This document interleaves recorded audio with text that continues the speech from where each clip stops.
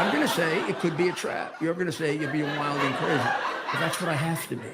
They set mousetraps for the bear that is President Trump, and he walked through them.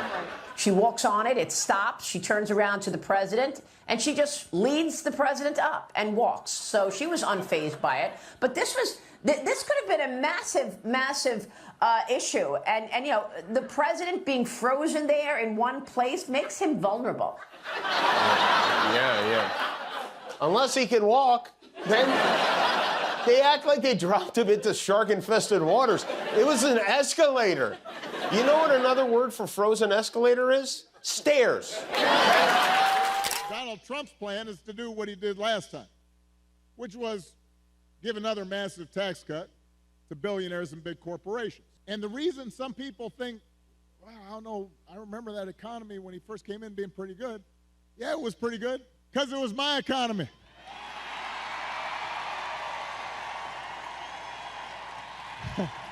We had 75 straight months of job growth that I handed over to.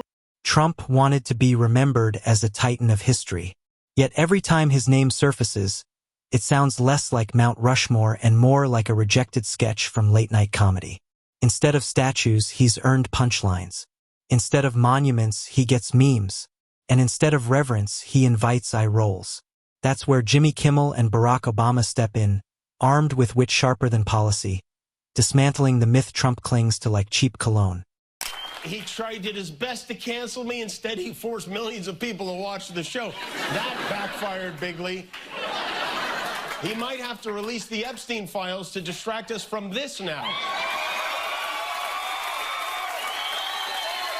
Here's a 78-year-old billionaire who has not stopped whining about his problems since he rode down his golden escalator 9 years ago. It has been a constant stream of gripes and grievances that's actually been getting worse now that he's afraid of losing the country. If you're enjoying this video, make sure to subscribe to the channel and hit the bell icon. Kimmel wastes no time painting Trump as the human equivalent of a malfunctioning GPS, loud, overconfident, and forever lost. He's always sure he's right, yet keeps steering the country into dead ends. His sense of direction isn't guided by facts or reason, but ego and whatever thought pops into his head at 3 a.m. It's not turn right at the next intersection. It's swerve into chaos because it feels good. They act like they dropped him into shark-infested waters. It was an escalator. You know what another word for frozen escalator is? Stairs. I'm starting to get confused. Is he the strongest, healthiest, most physically powerful man-beast ever elected president, or a brittle-boned grandma with osteoporosis? Which is he? Obama, with his trademark calm and precision, takes the long view. He doesn't shout, he observes. He simply outlines the absurdity of a man who mistakes Twitter storms for governance. While past presidents left legacies built on law and leadership, Trump's record reads like a highlight reel of tantrums. Press briefings became circus acts. Summits turned into reality TV episodes. For Obama, it's not about partisanship. It's about watching the highest office in the land collapse into parody. There's the childish nicknames, the crazy conspiracy theories, this weird obsession with crowd sizes. I heard someone compare Trump to the neighbor who keeps running his leaf blower outside your window every minute of every day. From a neighbor, that's exhausting. From a president, it's just dangerous. Kimmel locks in on Trump's obsession with crowd sizes, mocking how he treats every rally like a personal popularity contest. Instead of focusing on global crises, he counts heads like a teenager refreshing likes on Instagram. The irony is brutal. The more he craves admiration, the more ridiculous he looks. When a leader spends more time inflating numbers than solving problems, comedians barely have to lift a finger to make him a joke. The White House was told by ABC that his show was canceled. No, they weren't. Something happened between then and now because his audience is gone and his talent was never there. That I can't argue with. Shut the up. The freedom of speech is only for me. Obama contrasts Trump's self-praise with the harsh weight of reality. Broken deals, shattered alliances, and constant scandal. The golden era, he promised, turned into a clearance sale of credibility. While Trump chases applause, Obama reminds us that real leadership earns respect through results, not noise. Surrounded by yes-men, Trump mistakes echo chambers for love as the rest of the world laughs from a distance. It wasn't something he did. I had spent 8 years cleaning up the mess that the Republicans had left me the last time. So just in case everybody has a hazy memory, he didn't do nothing except those big tax cuts. Kimmel exposes the theater behind Trump's every move. Exaggerated gestures, mangled words, and childish nicknames. All signs of deep insecurity. The Oval Office, he jokes, became open mic night without the laughs. Obama widens the lens, showing how Trump turned diplomacy into spectacle. Foreign leaders didn't see a statesman, they saw an entertainer. Kimmel mocks the orange glow and constant scowl. Obama reminds us that history remembers substance, not selfies. The president. Why would they want someone back who does so poorly, who's not funny, and who puts the network in jeopardy by playing 99% positive Democrat garbage? Who puts the network in jeopardy? You hear that? There's the threat again. This time straight from FCC Biscuit's mouth. He goes, he says, I think we're going to test ABC out on this. Let's see how we do. Last time I went after them, they gave me $16 million. This one sounds even more lucrative. A true bunch of losers. Obama tackles Trump's obsession with legacy, showing how his hunger for monuments and headlines reveals fragility, not greatness. Instead of a visionary, he'll be remembered as a cautionary tale, where branding replaced leadership. Obama exposes the farce with quiet accuracy, while Kimmel piles on, mocking Trump's war on truth.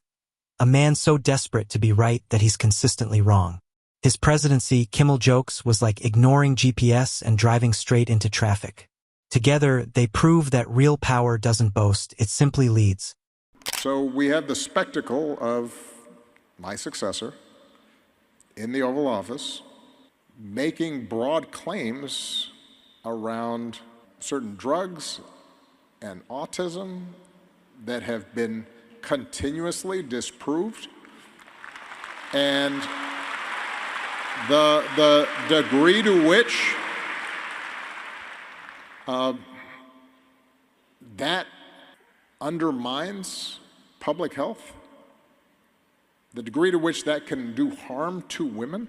Kimmel mines endless humor from Trump's fixation on TV ratings, ridiculing a president who measures success in Nielsen scores instead of national progress. Every address feels like a pilot episode, every crisis a desperate bid for attention. But the audience isn't laughing, it's exhausted. Obama counters with calm wisdom. True leadership demands humility, not hysteria. Under Trump, the presidency mirrored his own volatility, trading dignity for drama. Kimmel's jokes about golf and ratings aren't just comedy. They're commentary on a man who mistook fame for duty. Donald Trump would try to prove he wasn't threatening ABC by threatening ABC.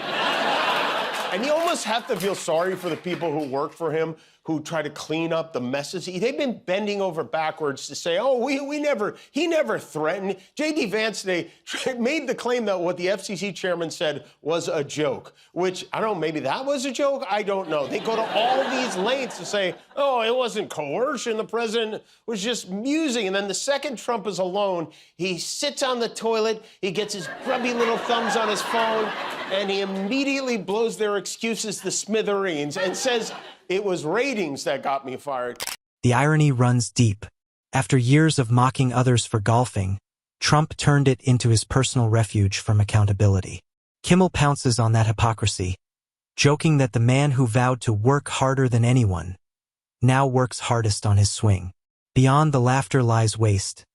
Taxpayer money poured into luxury escapes that feel more like country club vacations than state business. The golf trips become metaphors: leisure over leadership, image over integrity, pleasure over purpose. Donald, how can someone so old be so childish? It's Benjamin can't button his pants. You know, we talk about how much time Trump wastes playing golf.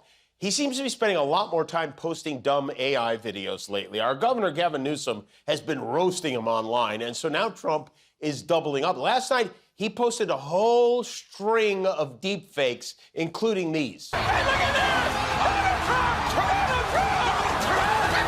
It's happened! My God! The hostile takeover of Donald Trump! I mean, that's what he was meant to do, repost videos with his head pasted on a man whose thighs don't rub together. The contrast between Kimmel and Obama defines the critique. Kimmel goes for the absurd, the tireless president who never stops golfing, while Obama dissects the mindset behind it: indulgence over duty. Kimmel likens Trump's leadership to a golf scorecard: inflated, fudged, and full of excuses. Obama frames it as a decline of seriousness, where even leisure becomes vanity. Together, they reveal a presidency obsessed with appearance, not achievement. I'll hear from no one. I did hear from one very special friend. Moments after we taped our show last night, the Mad Red Hatter wrote, "I can't believe ABC Fake News gave Jimmy Kimmel his job back."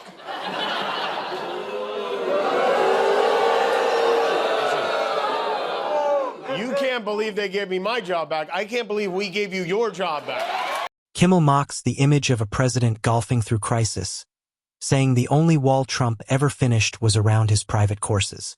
The humor lies in the picture: a leader hiding behind golf carts while history moves on. Obama adds the depth. Those golf trips weren't recreation, they were retreat. Each game a symbol of avoidance over action, illusion over effort. Together, they reveal Trump's fatal flaw: he performed victory instead of earning it, turning cheating in golf into chaos in government. Speaking of Vladimir Putin, Trump held a virtual meeting with leaders from the EU today to talk about that war in Ukraine. He said he would end in 24 hours. This is his thing now. He wants a Nobel Prize, is what he's fixated on, so he's constantly blabbing about all the wars he's stopped. We stopped 3 wars, go to Africa. They like to say, oh, you know, I love black people. That's true. Did you know he ended the Infinity War in Wakanda? That's how much he loves black people. Every time he speaks now, he says this. He says, no one has ended more wars, and no one has ever worked harder for peace than Nelson Mandela. Obama closes the case by placing Trump in historical context. Past presidents balanced work and rest, but never let leisure define them. Trump, however, made golf the centerpiece of his presidency, the perfect symbol of detachment and vanity. The course became his stage, projecting success without substance. Kimmel exposes the absurdity with humor. Obama reveals the tragedy beneath it.